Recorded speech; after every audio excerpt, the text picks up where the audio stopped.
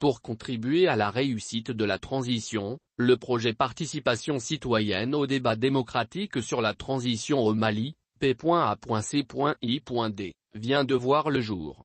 Son lancement a eu lieu, le jeudi 30 septembre dernier, à l'hôtel Millennium Sea à la C2000 de Bamako. C'était sous la présence de Madame Gisèle Flanda, non moins chef de projet, en compagnie d'Issa Agibou Koulibaly, représentant de l'ONG Hazard, et Timothée Kassogué, consultant.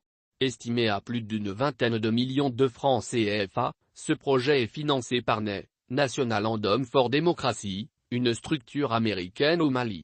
Le P.A.C.I.P est une initiative d'impact qui s'étendra d'août 2021 à février 2022.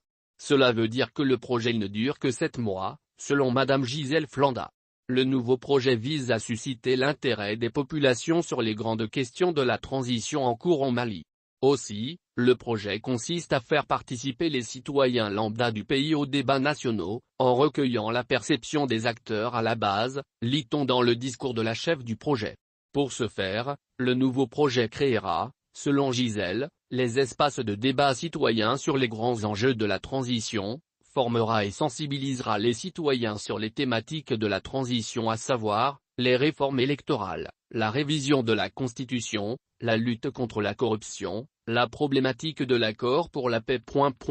La chef de projet promet que son équipe produira, durant les 7 mois en cours, des sondages d'opinion sur les enjeux de la transition, lesquels seront également transmis aux nouvelles autorités pour être pris en compte. Créé pour venir en aide aux nouvelles autorités, le PACID cible les citoyens dans leur ensemble, le gouvernement transitoire, certaines institutions du pays, des acteurs comme la société civile, les partis politiques, les universités passant par certains partenaires techniques et financiers, a-t-elle mis l'accent dans son discours. Pour alors mener à bien cette mission, des activités sont d'ores et déjà programmées par les responsables du projet. Sur lesquelles activités figurent, entre autres, les conférences de presse, la production d'un rapport de sondage d'opinion, le partage des recommandations qui seront formulées par les citoyens avec les autorités, la production des capsules vidéo et de spots de sensibilisation des Maliens sur la démocratie, la gouvernance, les réformes institutionnelles en cours. Les sodites activités concernent, a-t-elle indiqué, les rencontres institutionnelles avec les autorités, l'animation des tables rondes autour de certaines thématiques. À ses dires, 2 sondages seront, au total, réalisés au cours de ce projet, un est fait au démarrage du projet, et le second est prévu pour être réalisé à mi-projet.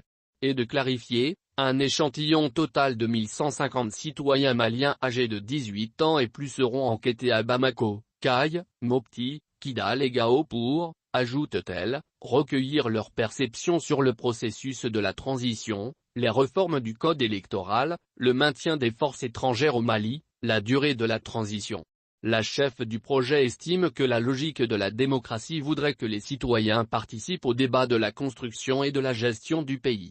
C'est ce débat que nous comptons tenir entre fils du même pays, à travers ce projet pour qu'il y ait de changements dans notre façon de voir et de participer aux affaires du pays, martèle Gisèle Flanda.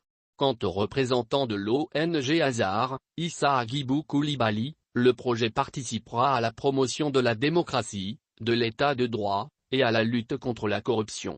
Abordant dans le même sens, le consultant Timothée a promis que les tâches confiées seront, sans nul doute, accomplies à la hauteur du souhait.